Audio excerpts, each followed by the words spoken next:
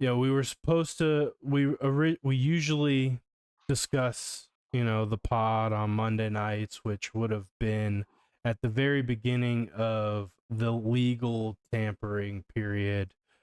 Today is Wednesday. It's the first official day of free agency. A lot has happened. A lot for our team. A lot around the league. So where would you like to begin? I mean, at the beginning, right? If we can give the people a brief recap, maybe not through today, but of at least the major players involved in the Falcons. So we'll start with Jake Matthews, the longest tenured Falcon, the only remaining Falcon from that 2016 Super Bowl team. He was re-signed or Ex- extended, not a re-sign. He was extended. And then things just got a little Freaky Friday on us because Grady Jarrett has come up in several podcasts. He's a homegrown hero from the great city of Conyers. a Falcons He's gone. legacy, Falcons legacy son of Jesse played. Tuggle. No, he's not. Is he? Yeah, he's the son of You Jesse. lying? No, he's the son of Jesse the Hammer Tuggle.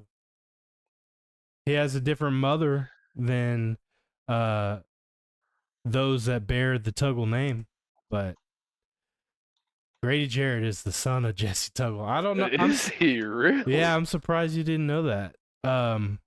But he's done a lot for the. Dude, that's crazy. Yeah, a little factoid for you. Oh my goodness, that makes so much more sense. And it makes it hurt even more. Yeah. I didn't know that. I had no idea that he was Jesse Suggs' son. Oh yeah. Falcon's great. He's honestly one of my favorite Falcons of all time. This man Uh, is Jon Snow of the Atlanta Falcons, he bro. is. He is. He is the bastard child of Jesse Tuggle. See, I wasn't gonna take it there. Hey, you did. It's You called- called him I Jon call him Jon Snow. Snow. I didn't call him a bastard. I Hey. called him the White Wolf, man. Yeah. Uh, Dang, no, that's big facts, man. They got a side by side picture here. and Goodness gracious, no denial possible, bro. yeah. That's You are wild. the father. Uh, You are the father. But yeah, so we released Grady, which was kind of a surprising move. We had talked about the options because we have some cap problems.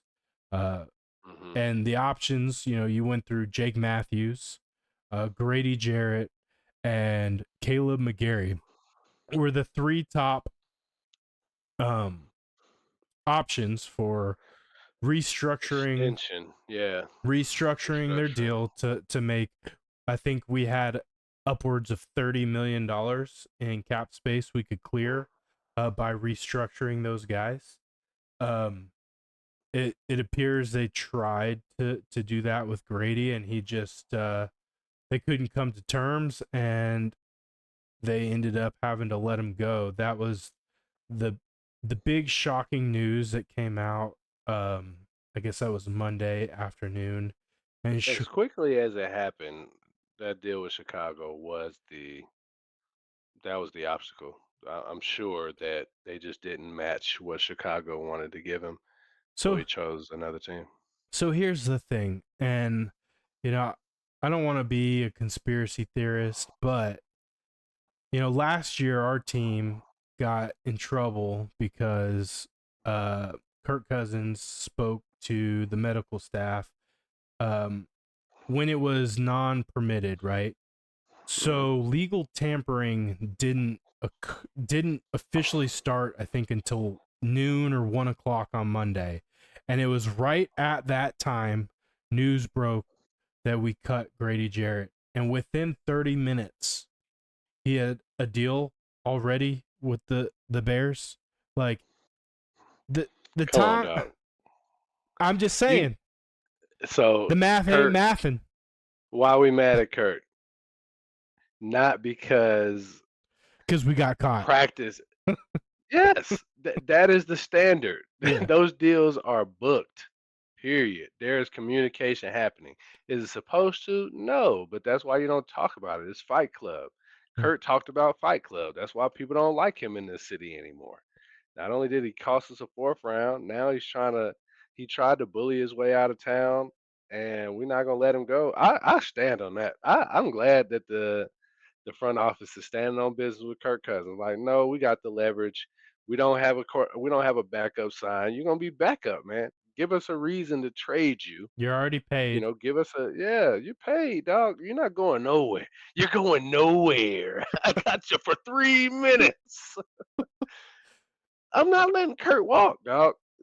Either help us facilitate a trade, or you gonna be the backup for the Atlanta Falcons. It is what it is. Yeah, I'm with it. You know, I mentioned last week that we could save $10 million if he's not on the roster Monday, but that's $10 million next year, and I ain't worried about $10 million in It 2026. ain't my money.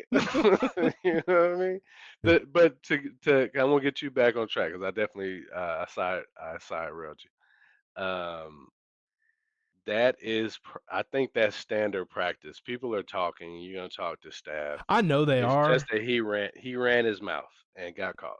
I know it is standard practice, but I'm like, how does that not the timing of things? How does that not raise red flags? And like, it just makes the league look stupid from an No, enforcement standpoint. It does to me. he got caught, dog. I, It's not just us, right? How many players were signed?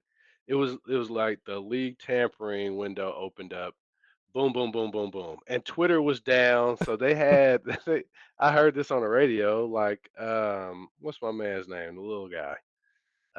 The breaker. Shefty. Shefty was doing a live. He was live on ESPN on his phone, like reading text messages because X was down. But all that is an indication that these deals were booked, and yeah, they always have been. Kurt was not supposed to say anything. He blew it, and we got penalized for it. And obviously, you feel a way about that, and I do too. But nah, I don't think it makes the league look bad. It just makes Kurt look worse. I think both things can be true. It can make Kurt look worse, and the league rules it can make them look stupid, right? I mean, what's the point of rules if they're non-enforceable? They aren't for us. We lost a fourth round pick. Touche. But I- If you're not living, if you're not living out in the you open, can't tell me that the league doesn't know the rules are being broken when deals are being announced at the same time that they can legally start to communicate. it's after. It's after that point, and Kurt was basically a slap in the face. Like we're already letting y'all skate the rules. You gonna come out in an interview and say that you talked to the staff? No, dog. We gotta hit you with that. I completely get why we were fine now because it's like we're giving you all this leeway. Now you You biting the hand spit that in our feeds you. It's face. Yeah. unnecessary. Yeah, you spit in my face, man. Yeah. Give me that fourth round pick. All right. He's Well, like, I either don't care. I'm way, not a starter here. I'm going to Cleveland. Grady Jarrett's headed to Chicago. Yeah, Um, with he's his teammate. with his teammate Drew Dahlman, who was one that we were also um we didn't expect to re-sign him, right? Right. The kind of money he was going to command is one of the top rated centers we knew we didn't have. So that was not a surprise whatsoever, but he's gone. Grady's Terry Font, gone. no draft pick. Terry Font, no draft pick. Um, One of the highest paid centers in the league. Put some respect on it. Keep going. um, by and large, big names have been moving, trades have been happening. Uh, by and large, the Falcons have been pretty quiet. Now, in the last 48 hours, a few moves have gone down. I'm going to start with the small ones and work my way up to the, I will call it the finale right now. But we signed Divine Diablo out of Oakland, linebacker, 100 plus tackles last It's that year. LV Yeah. Um, Vegas. from what I understand, I'm not going to pretend to know who this guy was. He is, for all intents and purposes, a no name guy. I think he's like 26 years old. Um, Supposed to be lightning fast, a sure tackler, should be a good replacement for Nate Landman, which is essentially who they brought him in to replace. So I do think when you I mean, just based off of hearsay, I'd say he's an upgrade to Nate Landman. Um, but without seeing him on Sundays, I can't say for certain that that's an upgrade. We re-signed Kadero Hodge, Taquan Graham, and Mike Hughes, which you know I don't think I don't think that hurts us, but it certainly doesn't get us better, right? I mean, I'm they're a big Mike Hughes fan. I like him in that nickel spot. I thought that was a position that we can consider shored up. We need another say cornerback on the outside. I like Mike Hughes. He's a strong tackler. He'll put a lick on you. And I appreciate him as a player. So I'm glad that they re-signed him. They did let go of a guy that I was a fan of as well. But D. Alford. yeah, yeah, I Yeah. like the Alford. I thought he played strong ball in that same position. But do you need two of those guys? I don't know that you do, as long as you shore up the other outside, Yeah. which they have not done. Well, they did sign Mike Ford, who was with the Falcons in 2022. He is a Mhm. cornerback. I mean, he doesn't really fly off, the paper as a big name signing. We knew going into free agency that we were going to be bargain shopping, and at some point you got to throw bodies in positions, like you got to build some depth. Um, but I don't know that any of these guys really move the needle, right? Taquan Graham certainly is not going to replace Grady Jarrett.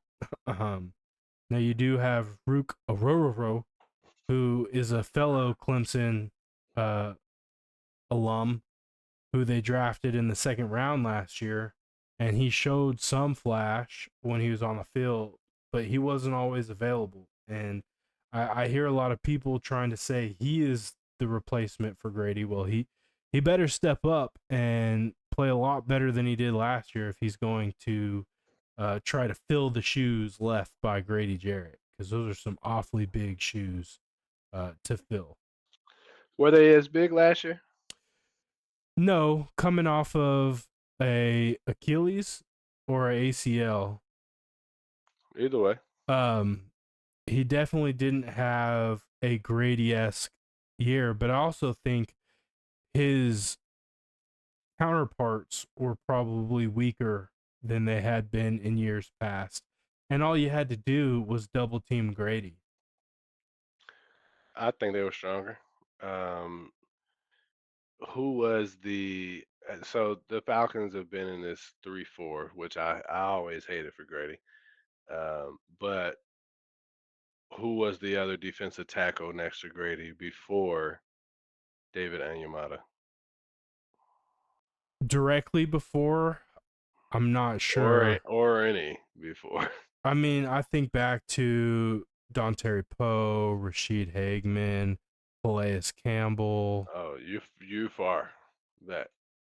Calais Campbell is the more recent one, but he played more But we're in. talking about peak Grady, peak winning Falcons, right?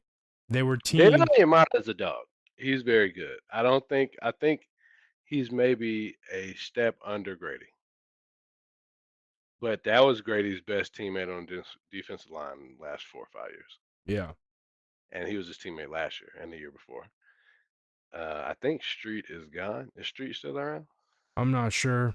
But they And brought Fabian him Street. in when, Grady got hurt. yeah. But either So way, I say that to say, to me, I wanted Grady to be a lifer. I just think there's something special about being with a single team your entire career. It's very Um, rare. is rare, and and then maybe that is the appeal, right? That's what makes it special. But Matt Ryan was delivering some ducks on his way out, and it was just time to change. In order to remain a mainstay for a franchise for your entire career, you have to be peak your entire career. I do think that we lost a bit with Grady from the injury, right? He wasn't who he was, though, and he wasn't going to be who he was. So I understand that casualty. I get it from a financial standpoint, but it still stings because you leave a big hole on Oh yeah, a team that already has a lot of holes. yeah. I think that you know it's an interesting place for them to be, right? Because if Ra and Terry don't make the playoffs next year, I fully believe they're both fired. It's a lot easier to make the playoffs if you have a player of the caliber of Grady Jarrett, but they felt like they could cut him because that's what they felt. I mean, that was the indecision. They didn't want to match what Chicago was putting out there, so they felt like they could let him go. If you feel like that, but your job's on the line at the end of the season, maybe they're just not showing all the cards, right? Maybe Rook is the guy that they want him to be. You know how I get during this time, right? That that optimism starts to surge inside of me, and I get on board with the program. I feel less like this is that at this point because I still got some major doubts. I want to see some moves, but he dazzled me last year, man. With the Matthew Judon and the Justin Simmons signing, I was like, oh yeah, nah, okay, Terry's in his bag. It didn't work out.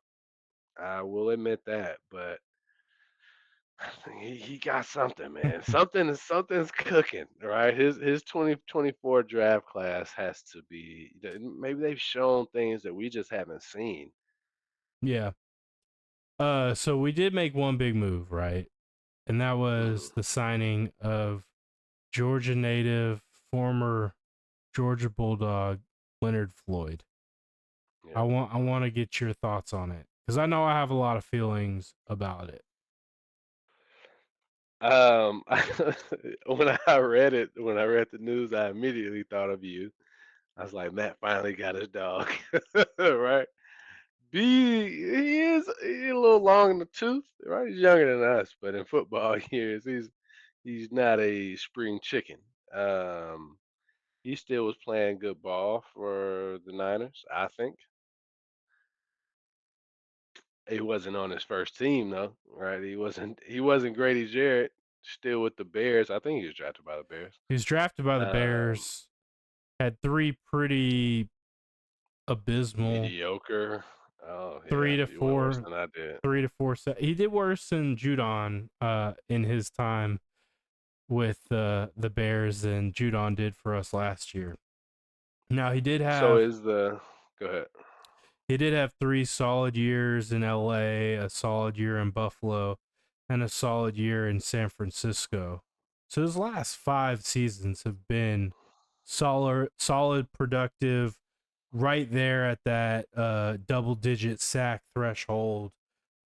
He had 10 and a half his first year in LA, 9.5 the year after that, 9 the year after that, and then 10 and a half again in Buffalo, and then 8.5 last year in San Fran. Um, he would have been the leading sack uh, personnel on our team for the last decade. So, um, by those numbers, I think there is reason for a little bit of optimism. But I will say my initial feelings on it was like it's a day late, a dollar short. You know, Yeah, we like yeah. to get Georgia guys when they're, at the end of their career. We just in general, it feels like we go after defensive ends when their careers are towards the end, right? Dwight It's worked Freeney, out before. Not Dwight with him. Freeney, um, Calais Campbell, um, This guy, the Predator. um, J- Jonathan Abraham worked out. John was a mainstay though in Atlanta for several years. I would say we got him mid career. No, I no, don't know how long he no. was with the Jets before we A picked him up. long time. Yeah, I mean the Predator, he was the last true sack artist the Falcons have had.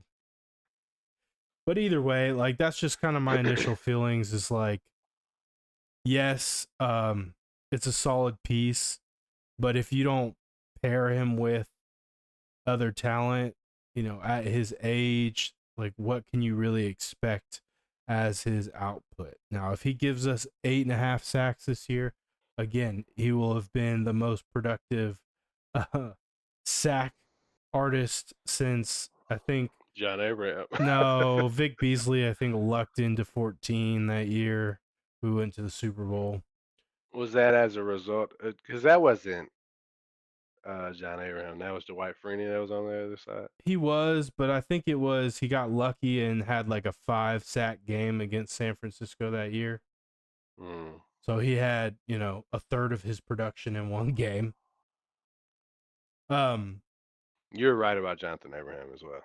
So he played 6 years with the Jets. Then he played 7 with us. I was for whatever reason I thought he retired with us, but then he went on to Arizona the yeah. 2 years after that. I thought he was Arizona before us, which would have put him at the end of his career. We caught a lot of prime.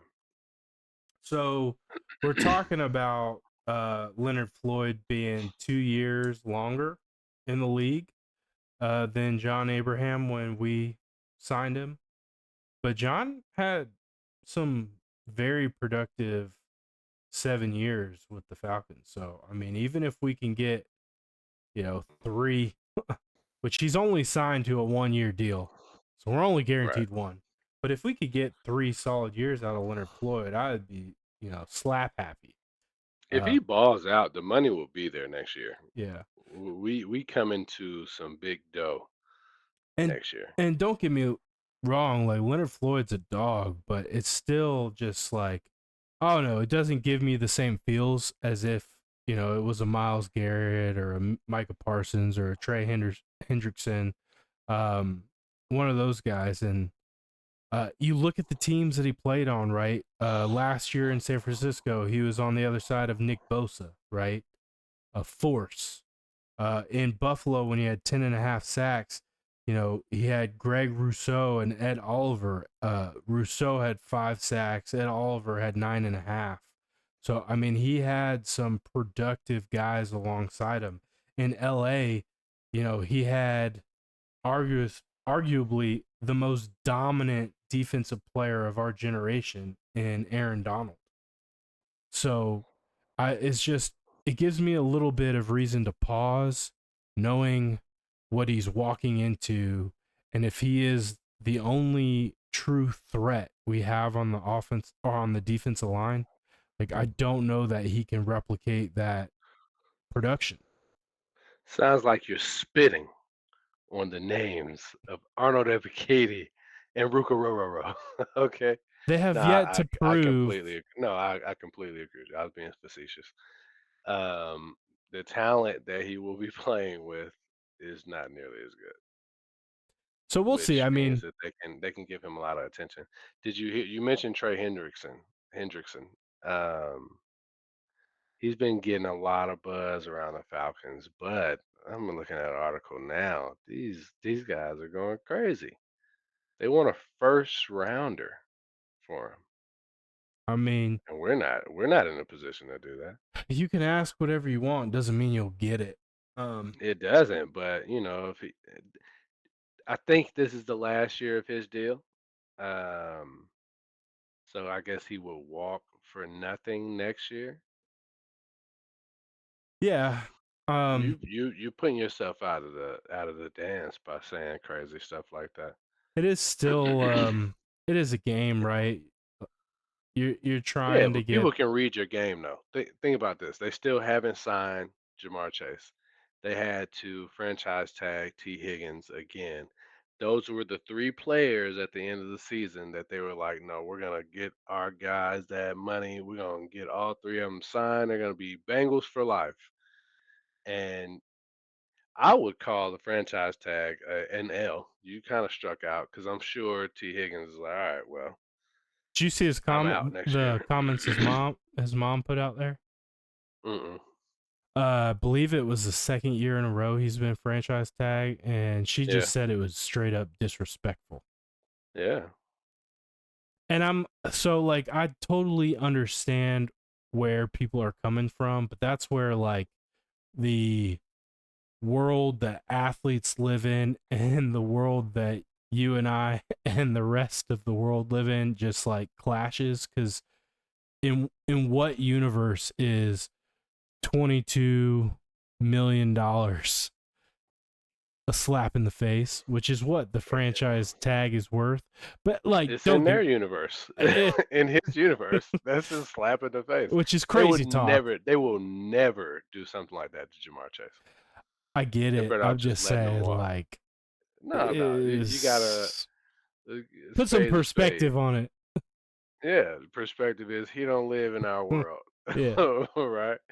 If you're the top five engineer, what's your trade? engineer, sure.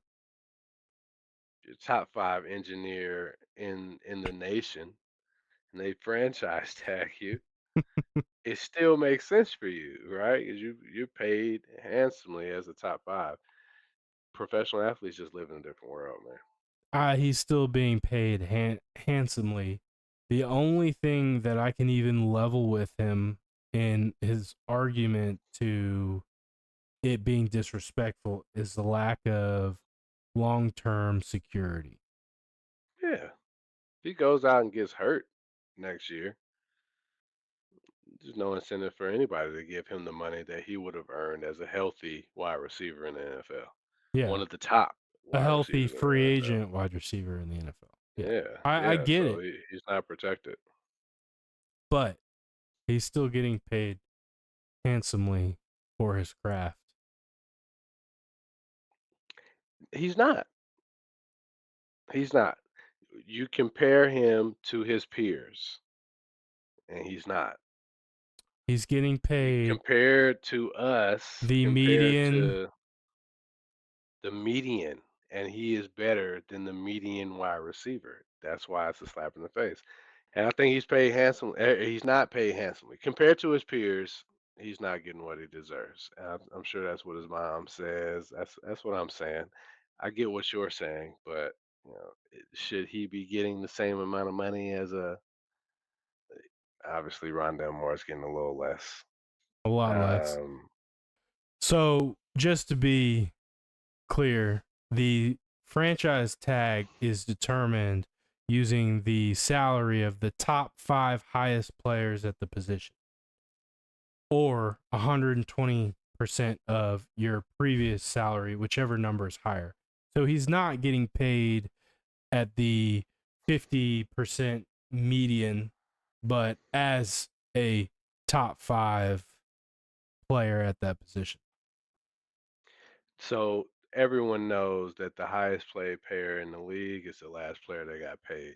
He is being removed from that situation with the franchise tag, He and that's is. not cool. He is. And that top 5, as you said, is based off of previous year's salary and not the new bars that are set in each free agent period.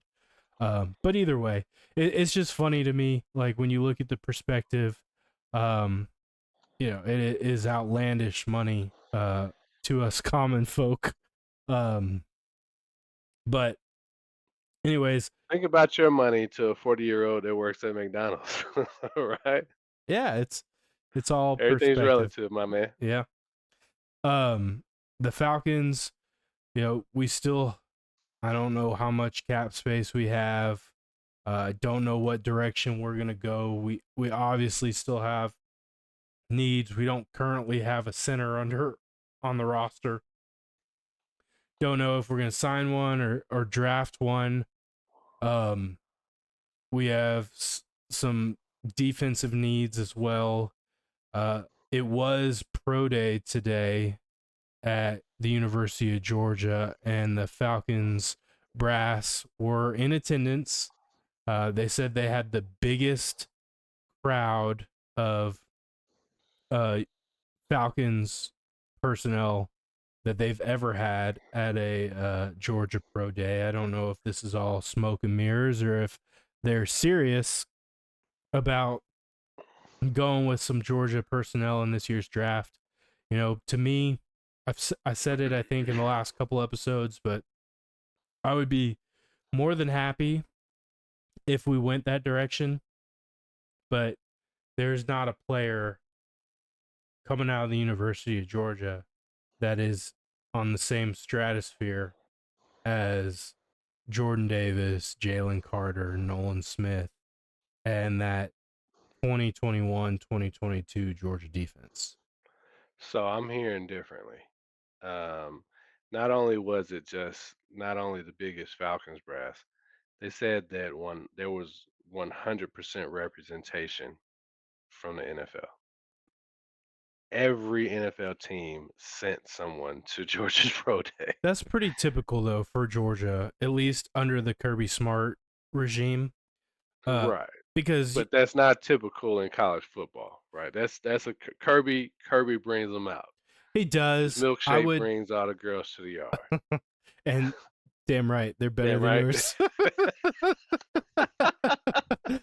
um, Real quick, real quick. The other thing that I was saying, as far as not what I heard, as far Jalen Carter, above, beyond, out of there. They said that Michael Williams' performance today was like near tops, right, in Georgia history, and now everyone's on his bandwagon, even though is another Jalen. Who's the other defensive lineman? They say he's gonna go before we can draft, so he's not an option to us. So now they're saying that Michael Williams would be the best pick for us, but that he had a hell of a day, and better than a Nolan Smith Jalen or Jordan Walker. Davis. Jalen Walker is the other one, yeah. Yeah. But they say Jalen Walker's top 10, so he won't make it to us. Um, so I did hear some other things directly from some Falcons personnel talking about the performances of some Georgia players that are in this draft. But before I get there, I want to say I'd be willing to bet if you go to the University of Alabama, an Ohio State, a Michigan Pro Day, there's probably representation from all 32 teams. What size Maybe. what size representation and who they send? Do they send like the the assistant scout for special teams, or I don't know, all the front office positions, but I don't know if it's a low guy on the totem pole or if it's, you know, the head coach and the defensive coordinator, which were both present for the Georgia Pro Day today.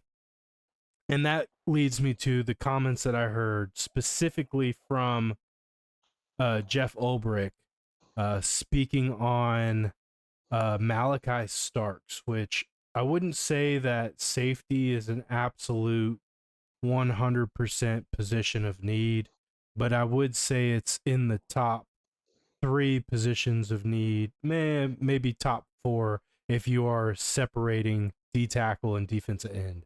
If you're looking Yeah. at D line as a single unit, we would say safety's probably third on the needs list. Uh, I think corner. D line. D Yeah, line, okay. I was gonna corner, then ask what was two. safety.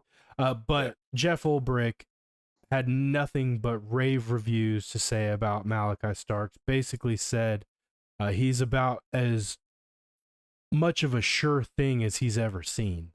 Uh, Mm. so I could see a world that we do go that direction as well. And I like Malachi Starks a lot. He is an athletic freak. Michael Williams, athletic freak. Jalen Walker, athletic freak. I mean, that is a theme that I do think transcends from previous Georgia players to now. It's just the dominance that those guys had at the college level. I don't think Jalen Walker or Michael Williams have had. Now, the sample sizes for those two guys, because they sat behind those other guys, is lower. But in their And they were hurt too, right? there were injuries along the way, but the opportunities that they did have, their production was not at the same level. Now, I do think that what those two guys were asked to do schematically was vastly different than what a Nolan Smith or a Jalen Carter were asked to do. Right? Nolan was a pure pass rusher. He would cover a little bit. I think where Michael Williams excelled was, covering running backs, dropping into coverage, as well as being able to apply pressure and rushing the quarterback. Now, another guy, I just want to shout him out because the NFL fumbled the bag and didn't invite him to the combine. He is a walk on, a former walk on, but was an absolute standout at the University of Georgia, and that's Dan the Man Jackson.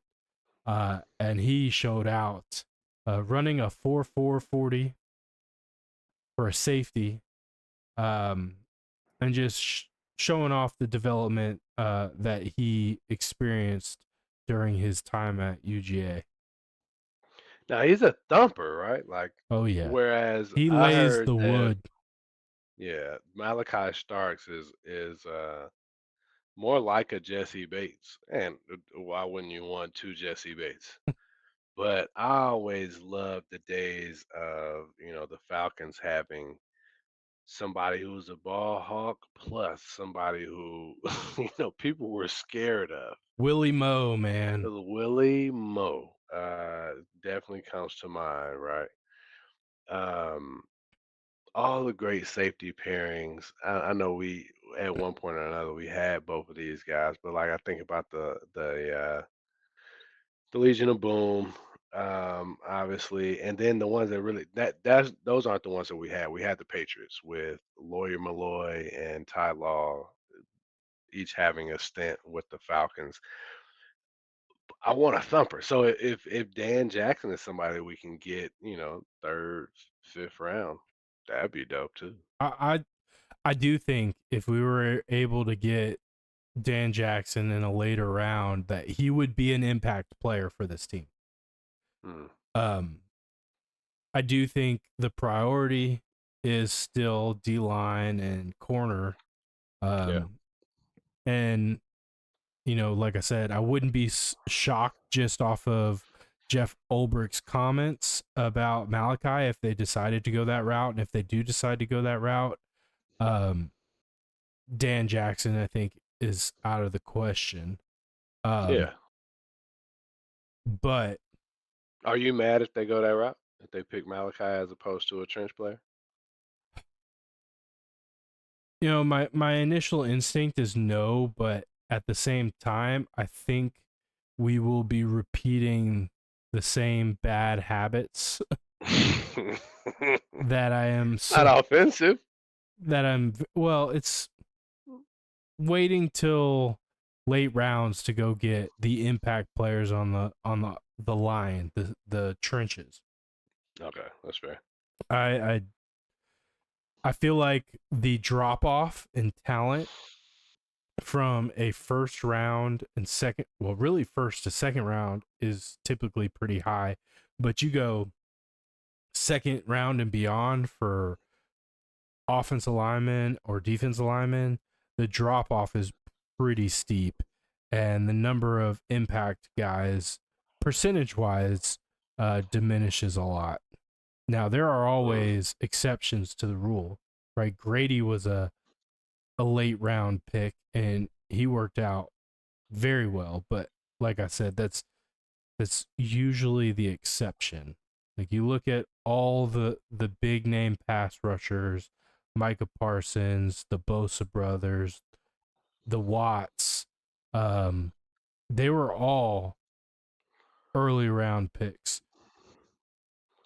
Something that keeps being said on the radio is that if they wanted somebody, they can move the money to make it work.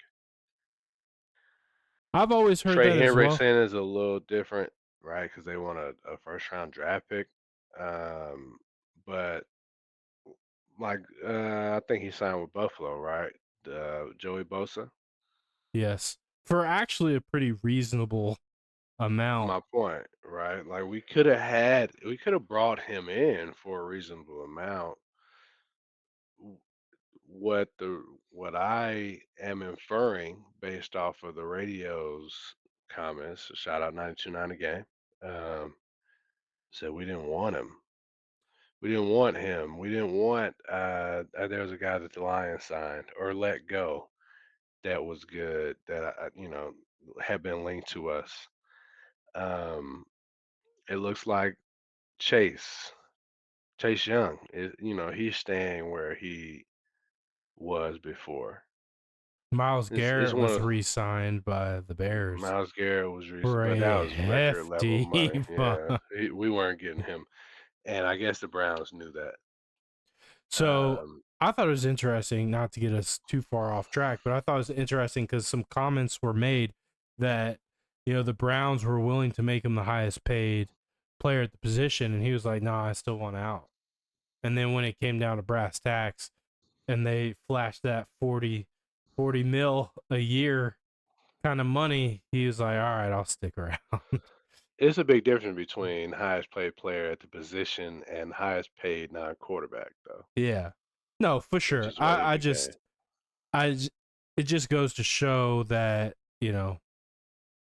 you have certain intentions and certain thought patterns that can immediately shift when You can buy another direction real quick. absolutely. Oh man. Yeah. Um, I want to keep us on the Browns for a second. So I'm looking at a mock draft says they're going to take Shador, but there have been there's been a lot of smoke, I would say, around Kirk Cousins being traded to the Browns.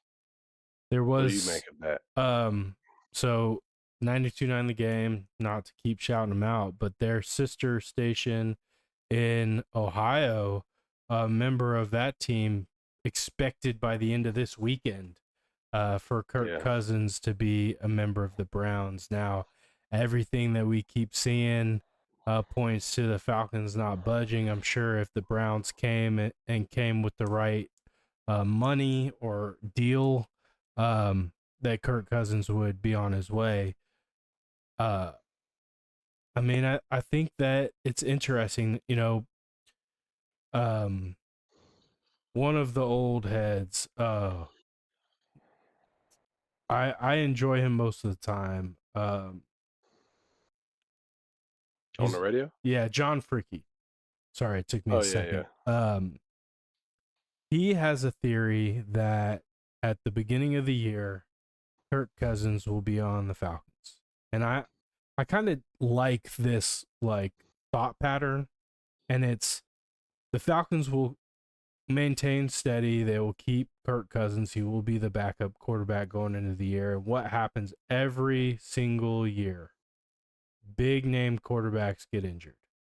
And at that point in time, Kirk Cousins sitting on the bench will have the highest value that he will have, right? Like right now, teams they're not as desperate, right? Like you don't have teams trying to make playoff pushes uh and losing their starting quarterback. So his belief is some point during the season, Kirk Cousins will get traded we'll get the most value out because it will be to a team that is in the midst of a playoff push whose quarterback sustains an injury, and they will have to turn to a guy like Kirk Cousins sitting there waiting in the wing. And you buy that. I buy it 100%. I buy that. I could see that scenario playing out in real time. I can see it, but more so because I see it less likely that we trade him. Um, if we find somebody that wants to dance, call it Cleveland, he's out of here. For sure. But I feel like right now you don't have a whole lot of leverage, right? And the the return that you're gonna get from most teams is probably not what you're wanting in return. So I can see holding out and waiting till another team is desperate, right? And you have the leverage, and then you get a better return um, in that trade. And that's just why I think it makes sense that that could be the scenario that plays out. Now, if someone comes tomorrow and makes the right offer, I think Kirk Cousins is, headed to whatever team is willing to pay for him. But I find it harder to see those offers coming at this point in the year. I would say that on that same spectrum, there are teams that know that they can't start in last place. And without a quarterback, that's exactly where they're headed. Cleveland's one of those teams to me. All right. And now you're already wasting so much money with the Deshaun Watson deal. Now you've made Miles Garrett deservedly the highest non-quarterback salary in the league. For now, somebody will jump over him. But you have other Don't you names. want to win? Yeah. But you have Like other. who? Who? So Don't Aaron say Aaron Rodgers. Rodgers. No, man. No Nick, one's signing that. Someone will sign him. Let's be clear, but it's the name more so than, but it's a his name. name pulls more weight than Kirk Cousins, regardless of who you and I believe is the better player at this point in their career. I don't think it does. I think it does. I People think that's saw what. Kirk. People saw Kirk's highs last year. Aaron Rodgers didn't touch any of that. Didn't come close. Now his lows didn't cause him to get benched, right? But if you're betting on the pendulum swinging, you can see more upside with Kirk than you can with Aaron Rodgers. He's also younger than Aaron Rodgers. There's a bunch of factors that, for me, Kirk would win over Aaron Rodgers. For me as well, He but doesn't smoke ayahuasca, right? I mean, he's gonna show up to your mini camps and your early season workouts, right? The teams look at that stuff. I don't think Aaron Rodgers sits above Kirk. I agree with majority of what you're saying. I just find it hard to believe in a world where name means a lot. Um, that someone wouldn't take the risk on Aaron Rodgers over a Kirk Cousins. But that's just me. I personally, if MB's front office putting on my GM cap, I'm with you. I would choose Kurt over Aaron at this point in their careers. But I don't know that other GMs think the way that you and I do. If it was someone besides Aaron Rodgers, like Tom Brady or a I almost said Matt Hasselbeck. What's my man's name out in LA? He's staying Stafford, right? If it was Stafford out there, I would completely agree with you. His name, his pedigree sits higher. His performance sits higher than Kirk Cousins. But Aaron Rodgers has made a poor name for himself over the last couple of years not showing up for preseason workouts, looking rusty, getting hurt, being old. I think those are factors that more than just you and I are weighing heavily to say that Kirk is more valuable than him. That's But that I fair. mean, that's purely opinion. So Yeah. Yeah. Um, so it'll be interesting to see what direction that we go in the draft. Uh, I think all signs point to it will be a defensive pick. It'll be interesting to see what other free agent moves we make. Do we make a trade? Is Kyle Pitts or Kirk Cousins, on the way out? Do they make it all the way to opening day? Um, that all remains to be seen, but it has definitely been one of the more interesting, not from a Falcons purely Falcons perspective, but it's been one of the more interesting uh, free agency periods that I feel like I've seen in quite some time, and it may be recency bias, but like the amount of moves and big name players getting traded or released and then signed elsewhere just seems at a higher than typical level this offseason. it's been the wild, wild west. You thumped me quite handedly last week on the fact check meter. I do want to bring up something that you said last week about a Sir Sam Darnold. Say he's going to be a $40 million quarterback. You were wrong, and I was right. He's getting 33, and even that one is super weird, It right? wasn't Sam Darnold that we were talking about. It was Yeah, it was. Brock. It was Brock Purdy. Mm. We talked about Sam Darnold too, but it was Brock Purdy that we said 40 million. He ain't getting it either. I'm calling it now. Book it, Dano. I would expect him to get 40 or close to it. I mean, who's he competing with now? Aaron Rodgers and Russell Wilson? He ain't getting 40, man. Yeah, His maybe days of getting 40 are gone. unless they He's gonna tag get him. less than Sam Darnold unless they tag him, which is not a win for you. It's definitely not a win for you. Yeah, we'll call that a push. Uh, it's over 40. What is the franchise tag for a quarterback? We looked it up last week. It's like 43. Um, yeah, we did look it up. I think it was 43. But yeah, But people don't franchise tag quarterbacks though. When was the last time you think that's happened? I don't know.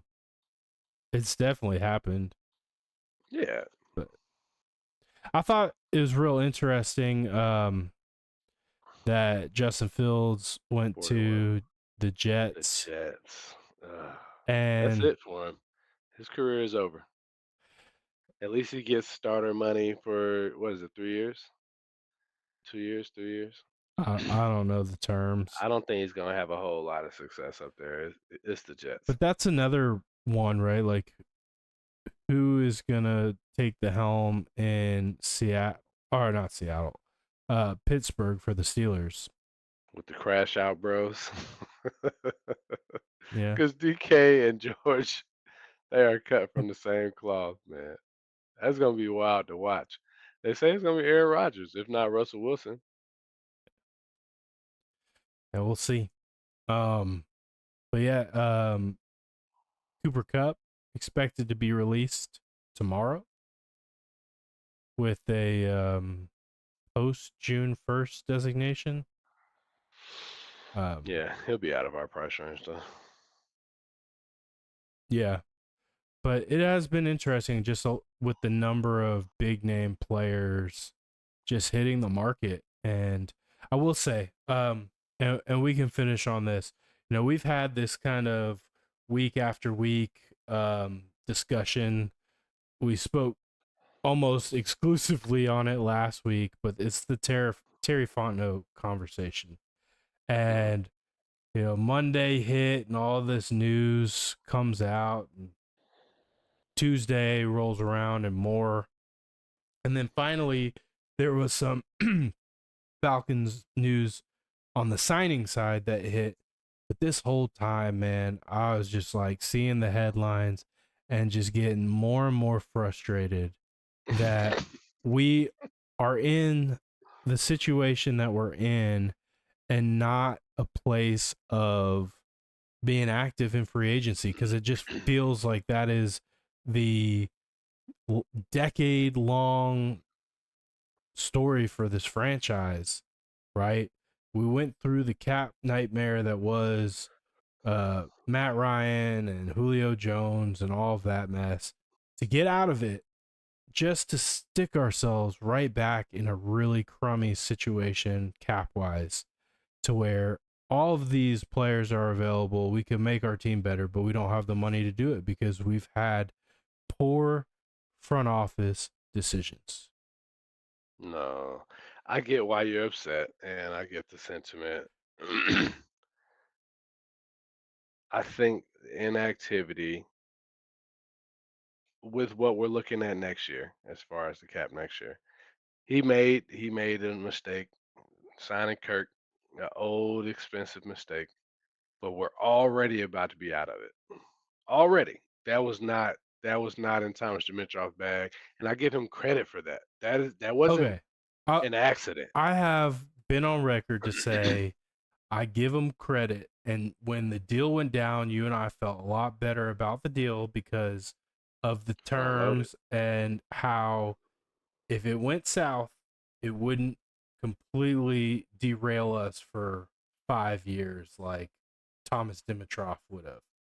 However, it still stings and it's still poor overall positioning that got us to a place where we were unable to really swing for the fences. Like who'd you want? Um, what was his name? Mason Graham uh, came out of Philly. Like any of those guys. No, man, I don't want no random name out of Philly. There were two big time defensive line players that left. Yeah, Javon Hargraves, which is I think the one of the biggest ones. We got hurt last year. I'm not interested in signing no hurt guy. Um, Miles Garrett stayed. What's my man with the Raiders? Um, Max Crosby, Max Crosby stayed. Khalil Mack stayed. Chase Young stayed. Trey Hendrickson. Is staying for. There ain't nobody giving up the first round pick because I don't think since he doesn't have that kind of leverage. I'm not giving you a first round pick. I'll just sign him next year and draft who I want this year. Why would I do that? Yeah, Milton Williams is who I was thinking of. Jonathan Yeah, and he had Allen. a hell of a Super Bowl, but he's not who Philly needs. So I'm not with it. Milton Williams, Jonathan Allen, Javon Kinlaw. Um, Who? You know what I mean? No disrespect, but you know who both those guys are. I don't know Winlaw. I know Dre Greenlaw. Javon Kinlaw. Yeah, I don't know who that is. Who do you play for? He's a commander. Is a commander or was a I don't know that guy. No, I do not know him. He's not on my list. Keep going. He was a Jet. Um, Javon Hargrave. You already brought him up. Grady is on here. Uh, Harrison Smith stayed. those are the biggest names at the defensive tackle position. Let's look at outside linebackers. Harold Landry, Hassan Reddick, Joey Bosa. Joey Bosa is probably the closest one, especially considering what he got paid. But I'm not. He hasn't played a full season in a long time either. Josh Sweat. Was Chase Young a Saint last year? Yeah, Deo Adejingbo, Demarcus Lawrence. boo. You don't like Demarcus Lawrence? Not now. He's old. He's our age, man. Larry Ogunjumbi, Solomon Thomas. I mean, there were guys. I mean, it would have been nice to be able to Nah, go not after. anyone that you really was like, damn, he would have changed our franchise. I None of those guys. feel like Josh Sweat, Trey Hendrickson, no, Josh Sweat's not doing it. Come on, man. Trey Hendrickson for sure, Miles Garrett for sure, Micah And Parsons they ain't for leave. sure, Michael Parsons, he ain't leaving. Max Crosby for sure. They stayed Yeah. for massive money. We didn't miss anybody. All right. All right. I will just tell you, those were the emotions I was feeling uh as all these things were going down. I felt some FOMO, if you will. That's what it was, though. You Yeah. need to recognize what you were feeling and label it as such. It was FOMO. Yeah. There's a lot of things going on. Who cares? None of those. I don't want any of those guys, man. Terry's still Now failing. you know who's unrestricted next year? A T.J. Watt, a Danielle Hunter, Daniil. Khalil Mack. He just really signed. He just Khalil's resigned. getting long in the tooth too, though. He definitely is. I'm not doing too much for him. I mean, I'm a ways down the list, so just those two. T- Right? Joey Bosa will resign again somewhere. TJ would be a piece, and so would Oh my goodness. Daniil Hunter. Now that's somebody I want to spend some money on in free agency. And we will have the bag next year to do it. Now, if we mess around and pull a Dimitrov, if Terry mess around and pull a Dimitrov this year, we won't be in a position to do that next year. You do it for Trey Hendrickson. You don't do it for anybody else. Keep that bag secure, but you got to make the playoffs. So he's playing with a double-edged sword. They'll make the playoffs. I think they both fired. Yeah, someone will be fired, whether it's the both of them or one of them. Yeah, For sure, someone would be fired. Um, you know what my stance on that, but yeah, I do. I do. we have almost approached.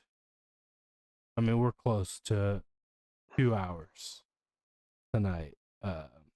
Like we said in the intro, a lot has happened in the last few days.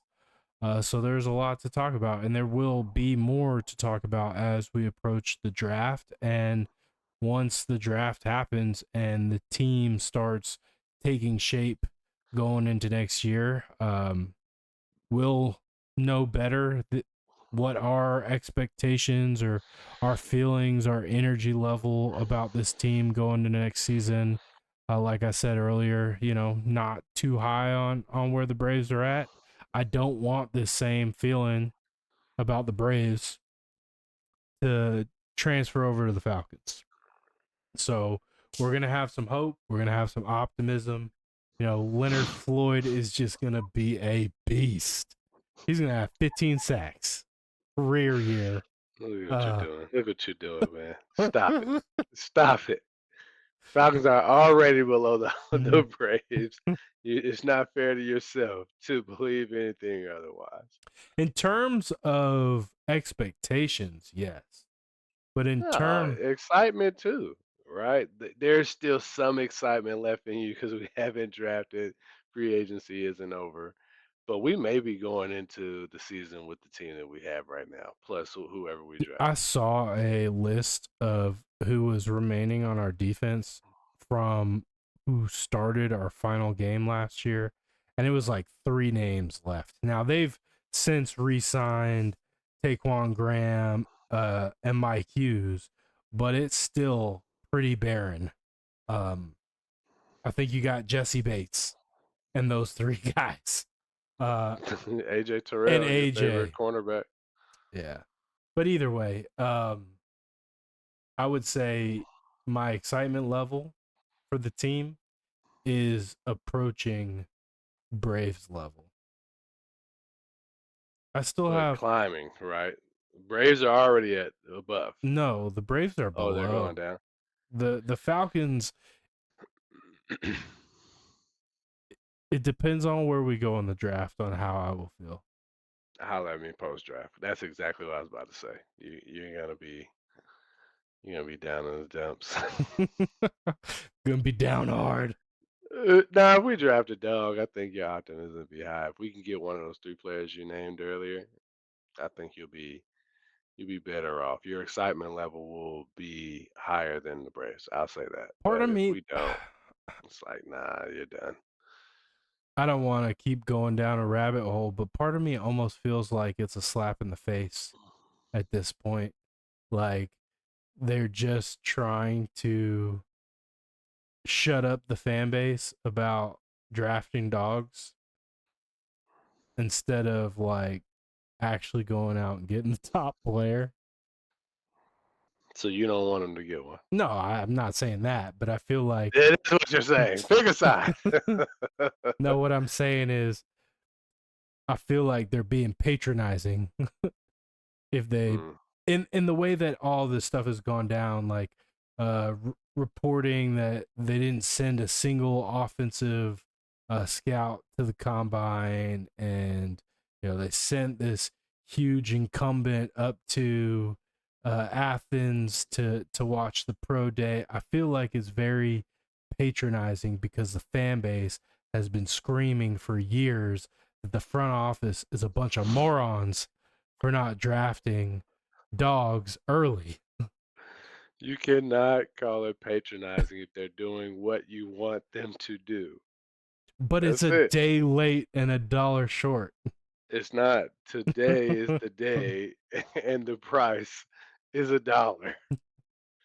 That's where we are in the draft. They are giving you Inflation is exactly what real. you want.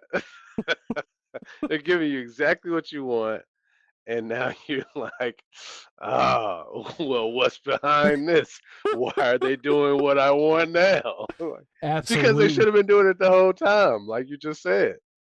They're Yeah, giving you what you want. absolutely. That is exactly what it is. I know, and you are in the majority. You bunch of psychopaths who just cannot take the win. They I'm they just said, "Oh, all right, we're going all defense. We're gonna send all defensive scouts to the draft." Oh, well, what are they doing there? I know I want a defensive player, but something's amiss. They never draft dogs. We're gonna send as many people as we can to the Georgia Pro Day. Nah, something fishy about that. I don't trust it. I feel They're like gonna blow it. we have been conditioned this way from the years of suffering Yeah, as Falcons and Dogs fans. we're better than our conditioning, Matty. We gotta get beyond that, man. Growth. Growth mindset, baby. Yeah, I'm trying, man. I'm just like there is a healthy bit of skepticism. I mean, history says they're gonna blow it, but we gotta live in today. We can't think about tomorrow or yesterday. Yeah, I'm not even gonna put that last thought I had out into the universe. But Now I gotta hear it. no, I'm just saying it would be a Falcons thing. Kismet. It would Nah, be Kismet's very usually good. Falcon-esque for us to finally, and this is where I think the deep rooted skepticism comes from, to go out and get a dog in the first round and they just bust.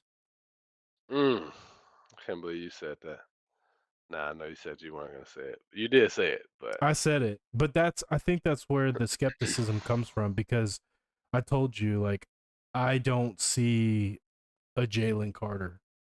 I don't see a Jordan Davis. Like, I don't see that generational can't miss player.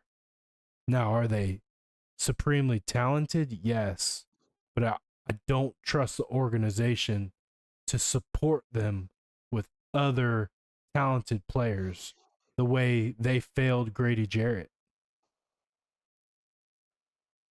Yeah. So that's the heart of the skepticism. They also let Grady walk After a after a pretty lot of money. pretty decent career. I mean, Yeah. multiple Pro Bowls, you know, He a Hall of very Famer? no. Mm. Ring of Honor? Absolutely. Yeah, but He's not a Hall of Famer. No. his organization's the Falcons. So No, his organization failed him. I'm just saying Ring of Honor, right? Well, I'm saying, A lot easier to get into than the Hall of Fame. yeah, I'm saying, could he have been a future Hall of Famer if the organization had put pieces around him? Sure. I believe that that was an achievable goal. And maybe he'll go and blow it up in Chicago. They're spending an awful lot of money and resources on the trenches, both sides of the ball. Yeah, we'll see what they do because they went skill position, right? They drafted Caleb Williams. They signed all those wide receivers, and Got we'll him, see where they end up. got Caleb Williams running for his life last year. But Yeah. Yeah. yeah, we'll see. I don't think at this point Grady is a Hall of Famer. Is he an outstanding Falcon? Yes. Did he mean a lot to the city? Absolutely. I hear he's a consummate professional, a man of the people, did a lot of work in the community, a humble guy, you know, lunch pail kind of guy, work hard, give you all he's got.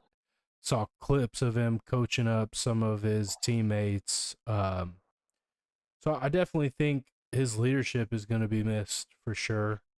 And his presence in the community is going to be missed. But in terms of Hall of Fame career, nah. Now, one, He's gonna be a Georgian, DSGB for life. yeah, He's on the tail end of his is career. that No matter what he does in Chicago, it's not. is a DS Uh, like? Can you lose DSGB status? Like, I feel you like can give it away, but I don't know anyone who has. Right, like like somebody that goes to LA and nah, just never comes back.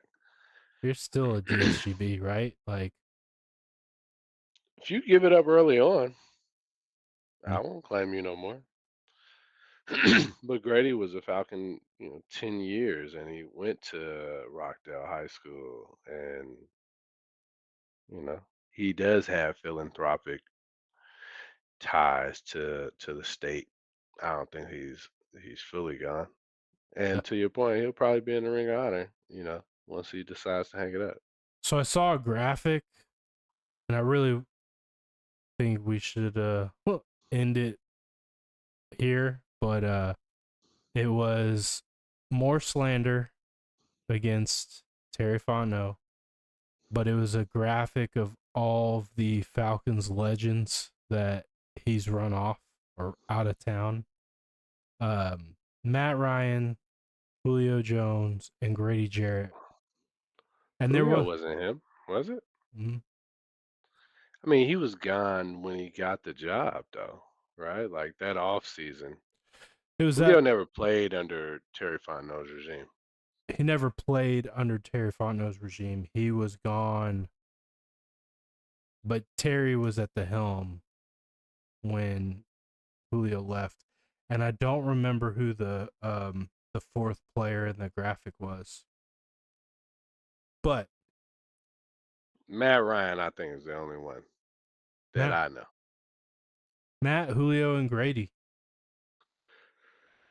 Can't deny Grady.